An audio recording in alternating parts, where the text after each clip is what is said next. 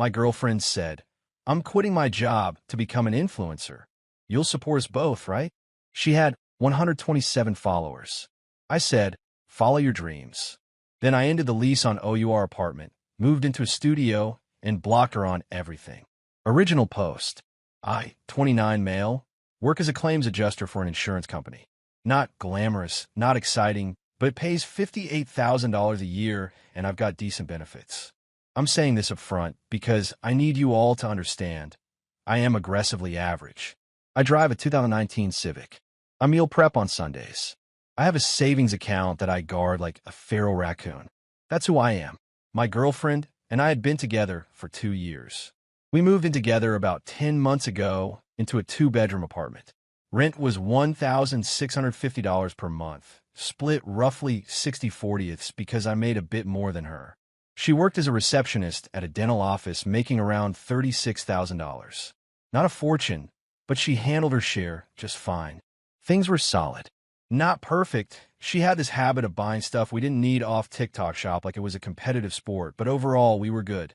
I genuinely thought we were building something. Then about 6 weeks ago, she came home from work with this energy. You know that energy? Like someone who just watched a 2-hour YouTube video about passive income and now believes they've unlocked the secrets of the universe. She sat me down at the kitchen table, which already made me nervous because nothing good ever starts with, "We need to talk," at the kitchen table. She pulled out her phone and said, and I quote, "Babe, I've been thinking about this for a while, and I've made a decision. I'm quitting my job to become a full-time content creator." I asked what kind of content. She said lifestyle and wellness. I asked what that meant specifically. She said like, share my journey and stuff. I asked what journey. She got annoyed and said, "My life journey, babe. People want to see real, authentic content." I asked how many followers she had. She said, "It's not about the numbers right now. It's about the vision." I asked again. She said 127. 127 followers. I should mention, 68 of those were people we actually knew. I know because I checked. Her mom alone had 3 accounts following her. I didn't laugh. I wanted to, but I didn't. Instead, I asked the practical questions. How long before she expected to make money? She said probably a few months, maybe 6. How are we going to cover her half of the bills? That's when she hit me with, "Well, you'll support us both, right? That's what partners do." Now here's where I need to give some context. About 4 months before this conversation, I had floated the idea of us both cutting back on eating out to save for a vacation. Nothing crazy, just maybe cook more at home. She told me, word for word, "I'm not going to sacrifice my quality of life to pinch pennies." That sentence lived rent-free in my head for months. But now, she wanted me to essentially double my financial burden so she could post outfit of the day pics for her mom's 3 accounts. I didn't blow up. I didn't argue. I just said, "Follow your dreams, babe."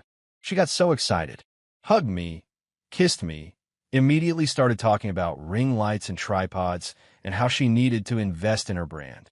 I just nodded and smiled while my brain was already doing math. The next day at work, I pulled up our lease agreement on my lunch break. We were month to month at that point. Our initial 12-month lease had expired, and we'd just been rolling. Either tenant could give 30 days written notice. I reread it 3 times to make sure. That same week, she put in her 2 weeks at the dental office. She didn't even discuss the timing with me. Just came home and announced it like she'd won something. Her coworkers threw her a little going-away lunch, and she posted about it. Captioned it "Closing one chapter to write my next one" with about 14 emojis. It got 23 likes. Over the next 2 weeks, while she was finishing up at her job, I was quietly handling business. I found a studio apartment about 15 minutes away. $875 per month, utilities included. Small but clean. I signed a lease, put down first and last month's rent. Started moving small stuff over in boxes, things that were clearly mine. Books, my gaming setup, clothes. She didn't notice because she was spending every waking hour creating content, which mostly meant taking selfies in different lighting and watching other influencers' videos for research. The day after her last day at the dental office, her first official day as a full-time influencer, I sat her down at that same kitchen table. I told her I was moving out. I told her I'd given our landlord written notice. I told her she had 30 days on the lease, same as me, and after that she'd need to either take it over solo or find somewhere else. The look on her face went through about 6 stages. Confusion, disbelief, the nervous laugh, then anger. "You can't just do that," she said. I told her I literally just did. I showed her the notice I'd submitted. I showed her the text confirmation from our landlord acknowledging it. She asked if I was breaking up with her. I said yes. She asked why. I said because I'm not going to bankroll someone else's fantasy while being told I'm pinching pennies for suggesting we eat at home more. She started crying and asking me to think about this. I told her I'd been thinking about it for 2 weeks, longer than she'd thought about quitting her job. Actually, that one landed. I could tell because she stopped crying and started yelling. I didn't engage. I'd already moved about 70% of my stuff out. I took the last few boxes that night, left the furniture we'd bought together. I took what was mine, left what was hers, split the shared stuff pretty fairly TBH, and I blocked her on everything. Phone, Instagram, all of it. Cold. Maybe. But I'd watched this woman spend $340 on a ring light setup while telling me she'd get me back for the groceries she owed me from last month. That was 3 weeks ago. And brother, let me tell you, the fallout has been spectacular. Update 1, 10 days later. So I posted this expecting maybe a few comments telling me I was either a genius or a monster. Did not expect my inbox to look like a disaster zone. Thanks for all the responses, even the ones calling me cold-blooded. Fair enough. Here's what's happened since. First 3 days, radio silence. I figured she was either processing or plotting. Turns out it was both. Day 4, her sister called me from an unknown number. I picked up not knowing who it was. The second I heard her voice, I knew I was in for it. She opened with what kind of man abandons his girlfriend when she's trying to better herself. I asked her if she'd seen the follower count. She called me petty and said I was threatened by a woman with ambition. I said I'm threatened by my electric bill going up 100% while my household income drops 40%. She hung up on me. Day 5, I got a long email from her mom. And when I say long, I mean this woman wrote me a dissertation. The general thesis was that I had led her daughter on, that I had encouraged her to quit. Technically true. I did say follow your dreams, which, okay, fair, that one's on me a little, and that a real man would support his partner's career transition. She also mentioned that her daughter had already turned down a callback from a temp agency because she didn't want to give up on her dreams so soon. Her mom wanted me to know that I was responsible for that decision somehow. I didn't respond to the email. I screenshot it and saved it because I've learned from this sub that you save everything. Day 6 is when things got interesting. A buddy of mine sent me a screenshot. She'd posted a TikTok, her first real content as a full-time creator. It was a tearful video about how the person she trusted most abandoned her for chasing her passion. No names, but very obvious if you knew us. It had about 400 views, which was technically her best performing content ever. The comments were split between "Queen, you deserve better" and "Girl, you had 127 followers." By day 8, she'd burned through the sympathy content and pivoted to unbothered era posts. Except she was very clearly bothered. She posted a haul video of stuff she bought at Target. New planner, new journal, some crystals, a vision board kit captioned "Investing in myself." Easily $150 plus worth of stuff.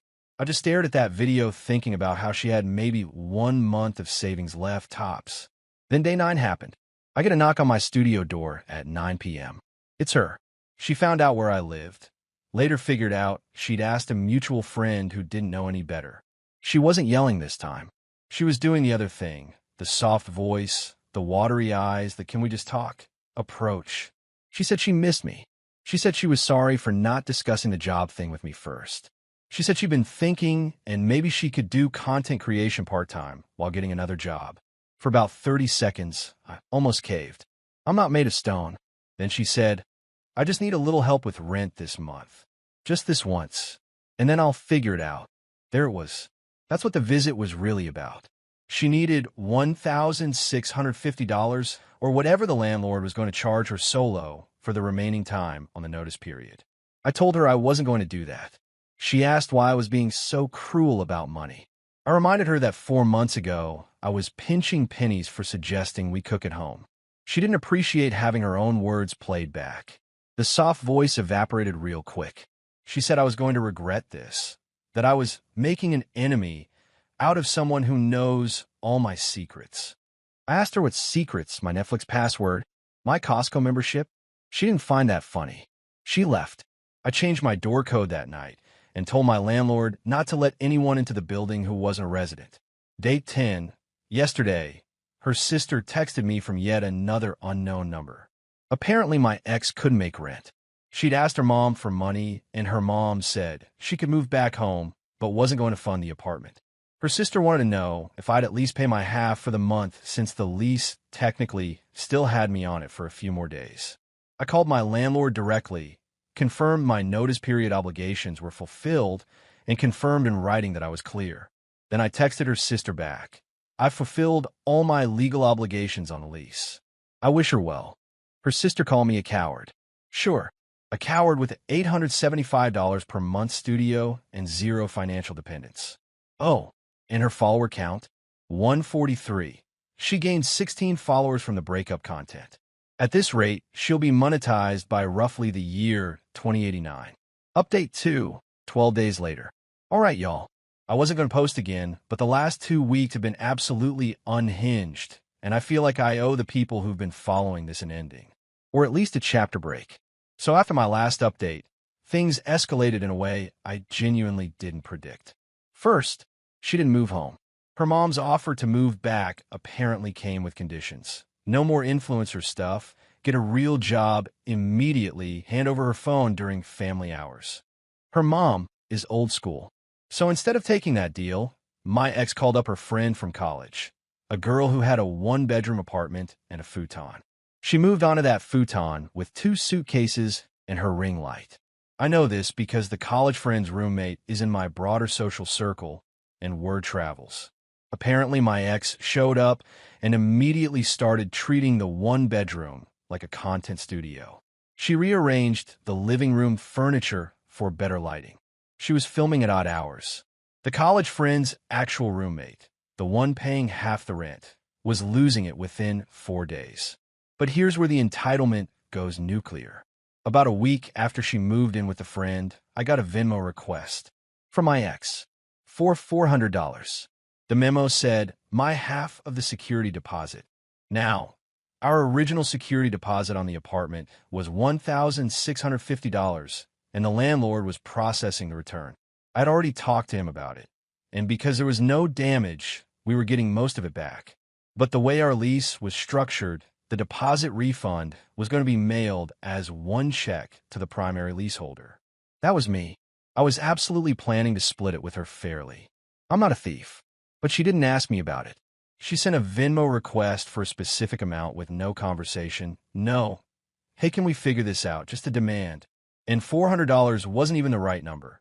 Her share would have been closer to $680 based on what we'd each contributed. I declined the Venmo request and sent her an email. Yes, email, because she was still blocked on everything else and I wanted a paper trail, explaining that the deposit refund hadn't been processed yet, and I'd send her share when it arrived. Professional, clear, documented. Her response? She had her sister call me again. The sister said I was withholding her money and that she was going to look into legal options. I told the sister very calmly that there was nothing to look into, that the landlord was processing the refund per standard procedure, and that I had it in writing. The sister said, we'll see about that. Nothing happened legally. Of course nothing happened, but the threat was annoying. Now here's the part where I have to be honest about something. Up until this point, I've been playing defense. Blocking, ignoring, fulfilling my obligations, moving on. But then something happened that flipped a switch in me. I found out through our mutual friend group that my ex had been telling people I was emotionally abusive. Not physically. She wasn't going that far. But she was telling anyone who'd listen that I was controlling with money, that I isolated her from her goals, and that I kicked her out with nowhere to go. That last part especially made my blood boil. I gave her 30 days notice. Same as the lease required. Same as I got. She chose not to plan for it. So here's what I did. I didn't make a post about it. I didn't confront her publicly. What I did was way more effective. I went to every single mutual friend who I actually cared about. There were about 6 of them, and I had individual, calm, in-person conversations. I brought receipts. I showed them the lease agreement. I showed them the written notice with a date stamp. I showed them the email about the deposit. I showed them the Venmo request with the wrong amount. I showed them the text from her sister threatening legal action. I didn't trash talk my ex. I just laid out the timeline and the documentation and said, I want you to have the full picture because I'm hearing that a different story is going around. Every single one of them had the same reaction. This uncomfortable silence followed by, she told us something pretty different. 2 of those friends confronted her about the inconsistencies. She apparently broke down and admitted she'd exaggerated some things because she was hurt. But she didn't apologize to me. She didn't correct the record with anyone I didn't personally talk to. She just stopped bringing it up, which meant the lie was still floating out there with anyone I hadn't reached. Whatever. I protected the relationships I cared about. The rest could think whatever they wanted. Now for the part everyone's been waiting for, the influencer career update. 3 weeks into her full-time content creation journey, she had posted 34 videos across TikTok and Instagram. Her best performer was the crying breakup video at around 900 views. Everything else averaged about 40 to 60 views. She gained maybe 50 followers total across platforms. She was nowhere near monetization on anything. Meanwhile, the college friend situation imploded. Apparently, my ex hadn't paid anything toward groceries or utilities in the 2 weeks she'd been there. When a friend asked her to chip in, my ex said she was in a transitional period and that real friends support each other. The friend told her she had until the end of the week to either start paying or leave. She left, packed her 2 suitcases and her ring light, and went home to her mom's. With the conditions: no more content creation during family hours. Job search starting immediately. I found all this out because the college friend actually reached out to me directly to apologize for giving my ex my apartment building's location. She said she felt bad about it and that she understood now why I'd left. I told her no hard feelings. Last I heard, which was about 4 days ago, my ex is living at her mom's, working a temp job at some office doing data entry, and her Instagram bio still says full-time content creator wellness lifestyle, even though she hasn't posted in 9 days. Her follower count when I last looked, 151. As for me, I'm doing all right. My studio is small, but it's mine. My bills are predictable. I started putting the money I'm saving on rent into an index fund. Nothing fancy, just consistent. I eat what I want when I want. I watch what I want without someone filming a what I eat in a day video over my shoulder while I'm trying to enjoy my Tuesday night burrito. Do I miss her? Honestly, sometimes. Late at night when the studio is too quiet. Yeah, I miss having someone there. But I don't miss being someone's financial safety net while they chase a fantasy they spent less time planning than I spend planning my weekly grocery list. My buddy asked me last week if I felt guilty. I thought about it for a while and said no. I don't feel guilty for refusing to set myself on fire to keep someone else warm. I feel guilty that I said follow your dreams when I should have said this is a terrible plan and here's why. But I also know that if I'd said that, she would have called me unsupportive and controlling and probably quit anyway. Some people have to find a floor before they stop falling. I just decided I wasn't going to be the floor. Anyway, that's the whole story. Probably my last update, unless something truly wild happens. Thanks for reading. And to everyone in the comments who said I was cold for how I handled this. Yeah, maybe, but my rent is $875 a month. My savings account is growing, and I haven't been Venmo requested for someone else's bad decisions in almost 2 weeks. I'll call that a win.